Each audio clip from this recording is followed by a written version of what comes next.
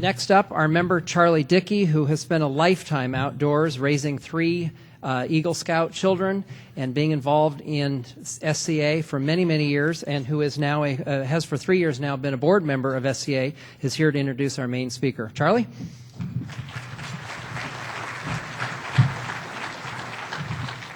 It is my distinct pleasure to welcome the president of SCA and my good friend, Dale Penny.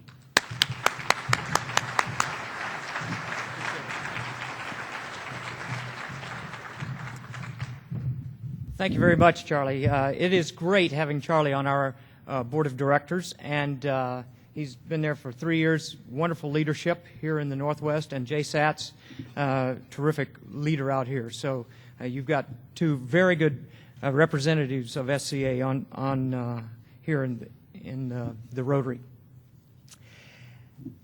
I feel really privileged to be here today, and don't take this wrong, but a year ago today, I was privileged to be at the White House. So it's about the same, you know. But the reason I was there, and I'll see if I can figure this out, is that I attended the awarding of the Presidential Citizens Medal to the founder of the Student Conservation Association, Elizabeth Cushman Putnam. Liz, the Presidential Citizens Medal is the second highest award that can be given to a private citizen in the United States. Fewer than 100 people have received that award since it was inaugurated by President Nixon in 1968. Last year, Liz was the first conservationist to receive that award. That may sound puzzling, why a woman that started a youth conservation program would be the first conservationist to receive such a high honor. Why wasn't it somebody from a better-known organization? Well, I hope to take a few minutes today just to let you know why I think Liz deserved that medal. SCA started as the result of Liz reading about a real and profound need in the national parks. In 1953, well-known journalist Bernard DeVoto wrote in Harper's Magazine about the deplorable condition of the national parks, suffering from too many visitors, too small of a staff, and too little small of budgets to take care of the park and the visitors at the same time. So he concluded in Harper's, a crisis is now looming. An appropriation of $500 million is required to save from destruction the most majestic scenery in the U.S. and the most important field areas for the study of archaeology, history, and biological science. Given our current economic realities, no such sums will be appropriated. Sounds familiar, doesn't it? Therefore, only one course seems possible. Let us, as a beginning, close Yellowstone, Yosemite, Rocky Mountain, and Grand Canyon National Parks. Close them and seal them. Assign the Army to patrol them, and so hold them secure till they can be reopened and protected. Liz, then a college junior, had a different idea. Her idea was to tap the power and the energy and the commitment of young people to provide that extra resource for the National Park Service to take care of the parks and the people at the same time. That doesn't sound like a very radical idea now, but in the 1950s, that was not going on anywhere. In fact, if you'll remember, that was 3 years before President Kennedy's call to action and his launching of the Peace Corps. So Liz looked at history and looked back to the government program, the Civilian Conservation Corps, the CCC, that functioned from 1932 till the beginning of World War II, and said, why can't we form a nonprofit version of the CCC and tap the energy of youth? So in 1957, the first 52 SCA members went into the field in Olympic and Grand Teton National Parks out here in the Northwest. By doing so, Liz not only founded SCA, she reignited the spirit of the CCC and launched the modern Youth Conservation Service movement. Today, in addition to SCA, there are over 150 regional and local conservation corps that work throughout the country, including right here in Washington, the Washington Conservation Corps and Earth Corps. Collectively, all of those corps place 30,000 young adults and teens doing conservation work in national parks, forests, public lands, in wilderness and urban areas throughout the country. 1 in 5 of those volunteers, young people, is an SCA member. We place about 5,000 a year on those public lands. So why did Liz get the Presidential Citizens Medal? Because over the last half century, because of her vision of a young college woman, over 1 million young people have served this nation by protecting our parks and our public lands, and in the process have become the conservation leaders and stewards of our nation. That truly is an achievement that deserved to be recognized. Today, SCA is more relevant than ever. Just a few reasons. First off, unemployment among the young. According to the Department of Labor, 19.1% of all young people from 16 to 24 are unemployed. When you go to returning veterans in that age group, that number goes to 1 in 4 is unemployed. The opportunity for young people to get meaningful career training is challenging and particularly difficult if they're looking for an experience that develops skills for working, team building, leadership, all while giving back to the community and country. Second, our government budgets. Don't have to tell you about that. All levels of government budgets are stressed in historic ways. You know this, and we see it every day working with our agency partners. Sometimes government folks are called bureaucrats and wasteful. I have to tell you, our partners that run the Park Service, the Forest Service, and the federal land management agencies are heroes for how well they manage your tax dollars. They make a dollar go a long way. And they've got a lot to do. The $500 million of maintenance needed when Bernard DeVoto wrote that article in 1953, that is now $9 billion of backlog maintenance that is needed to get our parks where they should be. The ability of the Park Service to meet that need is diminishing every day. Obviously, working with SCA and other youth corps doesn't make that won't make that go away. But what we do is by getting private, corporate, and individual philanthropy to help match agency dollars, we leverage their budgets and taxpayer dollars to make them go further while we're working with the agencies. Third, building tomorrow's workforce. Over half of the workforce in all the Department of Interior agencies will be reaching retirement age in the next 5 years. They are desperate to bring in the next generation of workforce, the next Michael Langs. Luckily, Michael's not reaching that age for a while. So SCA is helping bring in a young, better educated, better qualified, and more diverse workforce so that they can represent the true face of the richness of this nation. The National Park Service estimates that about 12% of their entire employee base came through SCA to go into the Park Service. And that's just one agency. We also have similar impact on the Forest Service, Bureau of Land Management, Fish and Wildlife Service, and other federal agencies, as well as city parks like Seattle City Parks and Rec. And most increasingly, young people are seeking opportunities to make a difference. This year, SCA is getting 10 applicants for every position we can fund and fill out there. If the agency had more money, if we could find more philanthropy, we would place multiple more of those. And I just want to take a second to recognize the folks sitting at this table, the blue shirts here.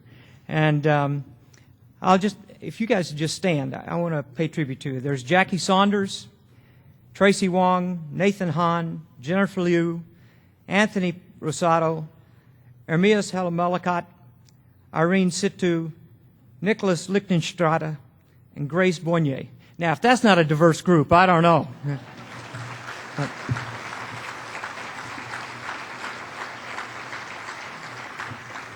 Thanks, guys. I really, at the end of this, please take a minute and come and talk to these young people. They are doing wonderful, remarkable things. There's a team of them. They're working at Klondike Gold Rush Historic Park right here.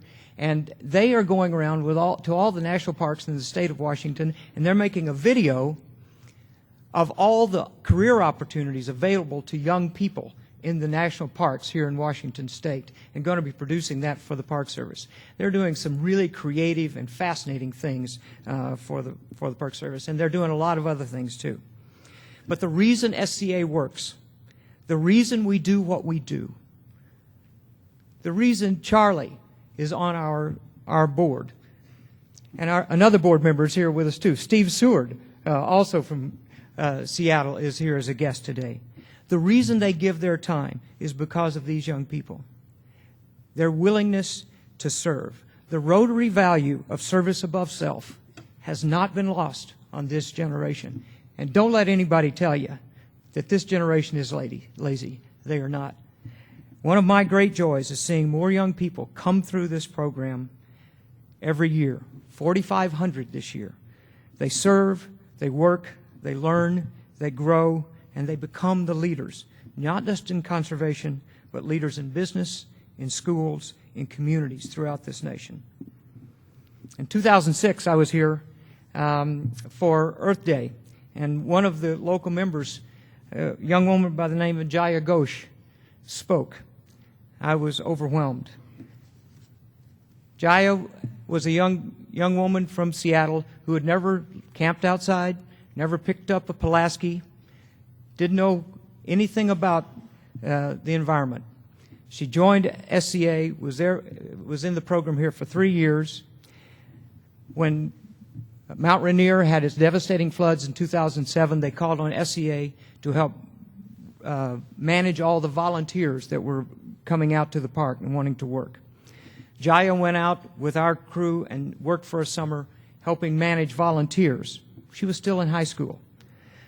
Also still in high school for 2 summers, she went to our national programs, one in Pennsylvania, one in Alaska. Then she went to college, and while in college, she spent the last 2 summers as a seasonal ranger in North Cascades National Park.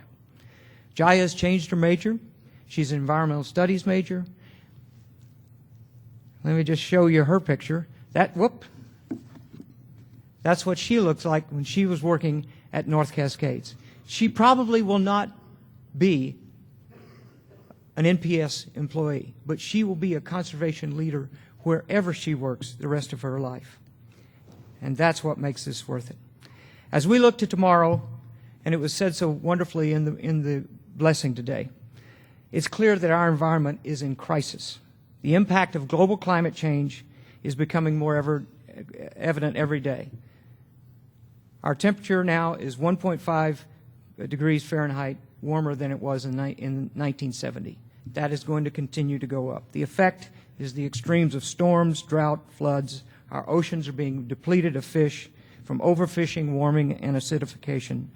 Our lands and ecosystems are threatened from invasive plants and animal species. Our cities, where 80% of our population lives, are coping with the many environmental concerns for providing healthy environments, absorbing or recycling human industrial wastes, and all of the environmental justice issues that come from a city. These impacts are growing, and our governmental capacity to provide leadership and financial solutions is being challenged. There's some good news, and some of you are part of it. Many business and civic leaders are stepping up to lead the way. Growing numbers of American business leaders are seeing their companies can play a strong role in reducing our society's impact on the planet while also strengthening the bottom line. Through energy-efficient products and improving the life cycle of our products and services, we are lightening the footprint on the planet. And our cities, of all the government people that are playing a leadership role, it's our cities' mayors and councils that are playing the greatest role. and Seattle, places like Chicago, are leading the way. The Green Cities program that's started here is having more of an impact than almost anything that's happening at the federal level. So, seeing all of this, SCA feels the need for SCA is growing every day, and we feel the desire for young people to serve is greater than it's ever been before. SCA is responding with a bold new plan, just as Liz did in 1957. Over the next decade, we're setting out to double the number of young adults and teens who serve on America's federal, state, and municipal lands. For us, that means increasing the number of SCA members from today's 4,500 to 10,000 a year by 2020. We're also working in collaboration with all of the other youth corps to increase so that they can secure the funds and work with our agencies to increase their participation. Secondly, while today 30% of the SCA's members are youth of color, we think we need to continue to make conservation relevant to more and more of our diverse populations to ensure that tomorrow's green leaders are fully representative of America's rich heritage. And finally, we're designing a curriculum, a learning curriculum that takes young people from 15 through college and into career if that's what they want to do, so that the path that I just spoke about with Jaya Ghosh, what she did, she had to figure out on her own. We're turning that into a pathway for young people to become the conservation leaders of tomorrow. Last year, one of our SCA members named Sarah Park, 16 years old, from Boston, participated in a program in Boston, one of ours. And she wrote me a letter with an essay that she had turned in and got an A after that year was over. Sarah she has several ethnic cultures in her background. So she sent this and she said, "I promise to conserve," and then she said conserve in all the languages that her family represents. "It does not matter what language conservation is set in. It needs to be done, and it is time for the human population to clean up the messes we have created. Most people think they are just one, and their actions do not have a big effect. If everyone starts to think that way, their numbers will add up. I refuse to be one of those numbers. As a little girl, I never worried," she's only 16 there, "but as a little girl, I never worried about my future, and I only cared about the outfit I was going to wear for my next play date. But as a young adult working as an island ambassador for Boston Harbor Islands National Park, I have learned, researched, and experienced all the little things one person can do to make one big difference. The most important thing I can do to make a difference is to share my knowledge. We're so used to luxuries that we take everything for granted, and now it is our job to save the world that has given us life. It is time to take the responsibility for our negligence and our carelessness. I know this project is bigger than I am, but it connects us all, and together we can do this. It's hard to show how I'm going to continue to make a difference through words. All I can say is, I promise," and she said promise in the same number of languages. "I promise to conserve. It does not matter what language promise is set in. It will be kept. In time, we will fix all the little messes we have created, and the human population will make one big difference. And that all started with me." That's the transformation that happens when these young people give of themselves to conserve our lands. They conserve the land, they are transformed themselves, and they assume the responsibility for tomorrow, for enriching our society, for strengthening our nation, and for taking the steps required to save our planet. That's why Liz Putnam deserved the Presidential Citizens Medal, and that's why I'm proud to stand here and represent these young people to you today. Thank you very much.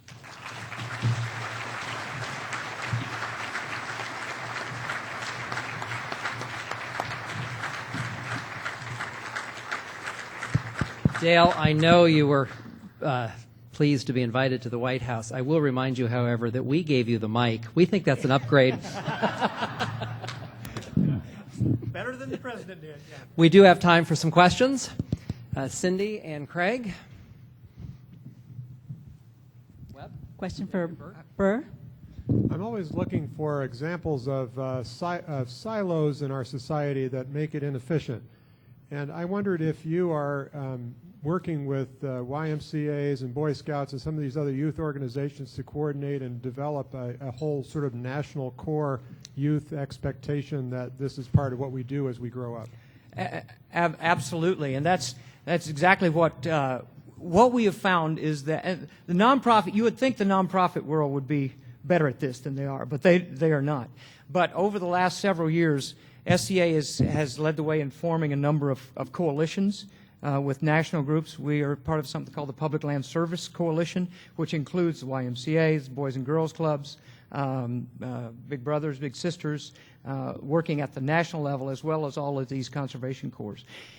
It is not easy because you have to layer all of these together, but that is exactly what we're doing. We're also looking with this Pathways program. We don't think all of the opportunities need to come through SCA. They can come up through the Boy Scouts or the Girl Scouts, be with SCA, be with a local group, and then come back to us. So we're absolutely working hard at that. Thank you for your work today. It's obvious that your heart's in this. Right. Very obvious. When I heard you say tap power, energy, commitment, team building, build the workforce, it just bespeaks where we kind of are in our economy. Are there synergies? You talked on that just a little bit about other organizations. Is there ways that this might go to, we have 20 million unemployed people in this country, to work right. to do that? Well, if you could share thoughts on that or not. Well, I tell you, one of the greatest programs that ever, I referred to it, was the CCC, which put over 1 million young men to work during the Great Depression. There are a number of us that are pushing at the federal level to create a 21st century youth conservation corps. And obviously it takes money to do that kind of thing. But Secretary Salazar, Secretary of the Interior, that's one of his top 3 goals is to try to implement a 21st century conservation corps. But that will take not just government funding, it'll take private funding, corporate funding, and foundations working together to engage more and more young people in working together to serve the land. And the other thing, all of those things create the teamwork. They create the ability to work across borders. So that is one of the outcomes that happens through these programs. A question back here from John. Thank you very much for your remarks. My father was in the CCC as a young man, and that led to a career in conservation education. So, example of how powerful it can be.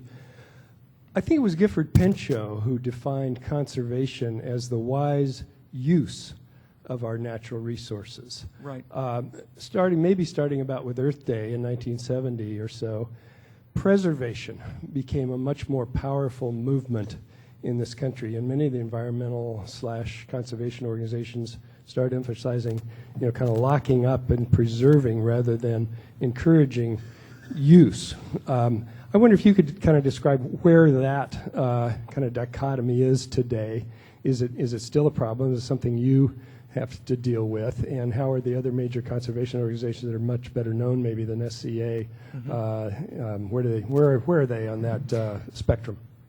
Well, they're on the spectrum. They're all the way across the spectrum.